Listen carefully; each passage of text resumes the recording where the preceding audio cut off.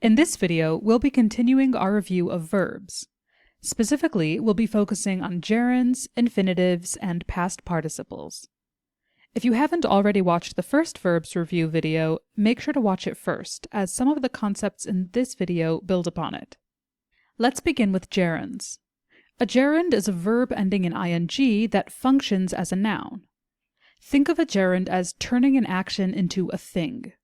For example, in the sentence, "Drawing is my favorite hobby," although drawing is technically a verb, it functions as a noun in this sentence. Compare it to a sentence like, "Cats are my favorite animal." In this sentence, cats is obviously a noun. In our sentence, although drawing is a verb, it functions as a noun. Let's look at some other examples.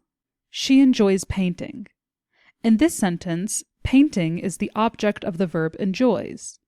Similarly to our previous sentence, we can spot the gerund by noting its ability to be swapped out for a noun. She enjoys cats, for example. In the sentence, he avoids eating meat, eating is the object of the verb avoids, and once again, it could be replaced with a noun. He avoids cats, for example. On that note, you'll often see gerunds after certain verbs and prepositions. In addition to enjoy and avoid, some common verbs that are followed by gerunds include keep, suggest, finish, and consider. For example, they suggested talking about the issue, or I considered changing my major. In each case, the ing word is the thing being talked about. It functions as a thing, not an action being done. Let's now take a look at infinitives. An infinitive is the base form of a verb with the word to in front of it. For example, to sing, to laugh, to eat, to study, etc. Infinitives can act like a noun, adjective, or adverb, depending on how they're used in the sentence. The most common use is a noun. In this context, the infinitive acts like a thing, a subject or an object in the sentence. In the sentence, "To travel is my dream," to travel is the subject of the sentence. In "He hopes to win the prize," to win is the object of the verb hopes. Infinitives can also describe a noun and function as an adjective. For example, in the sentence, "I have a paper to write," the phrase "to write" works to describe the paper. Similarly, in the sentence, "He found a book to read" works to describe the book. In these examples, the infinitive gives more information about the noun that it follows. And finally, we have infinitives that function as adverbs. In the sentence, "She's eager to learn" tells us what she's eager to do. In the sentence, "She paused to think" tells us why she paused. Here, the infinitives explain the purpose of the action, which is a classic adverb role. Let's now combine these two topics. Sometimes both a gerund or an infinitive can follow the same verb, but the meaning of the sentence changes depending on which one you choose. For example, in the sentence, "I stopped working on my paper," working functions as a gerund and indicates that the speaker was working on their paper but stopped.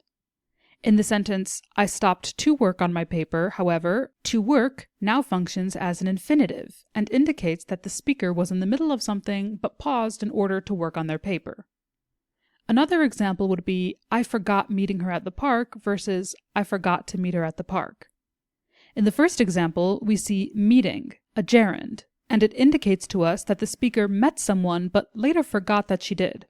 In the second sentence, we see to meet, an infinitive, indicating to us that the speaker arranged with someone to meet them at the park but forgot about that meeting later on. As we can see, the difference between a gerund and an infinitive can change the meaning of the sentence. Let's now delve into our final subject for this video, past participles. A past participle is a verb form that uses have or be to form perfect tenses and the passive voice. If it's a regular verb, it ends in an ed, but irregular verbs have unique forms. Let's take the regular verb work, for example. The present tense is work, as in I work, and both the past and past participle tenses are worked, as in I worked and I have worked. As we can see, both the past simple and past participle forms of the verb are formed by simply adding an ed to the base form. With irregular verbs, however, it doesn't work like that. Let's take the irregular verb go. Here we have the present go, as in I go, the past simple went, as in I went, and the past participle gone, I have gone. As you can see, here the past simple and past participle forms differ. This is what defines an irregular verb. As we said, the past participle form is used in perfect tenses and the passive voice. Let's delve into what that means. In perfect tenses, we describe actions that are already completed at a specific point in time, whether that's in the past, the present, or even in the future. Examples of the past participle in the perfect tense would be, I have seen that movie, she has finished her homework, or he will have left before we arrive. In the passive voice, the subject of the sentence receives the action, rather than doing it. Examples of the past participle in the passive voice would be, the cake was completed on time, the game was broken during the fight, or the books were written by a famous author. This brings our verbs review to an end. As a recap, in this video we went over gerunds, infinitives, and the past participle form. If you haven't watched the first verb video review, make sure to catch that one as well and keep practicing.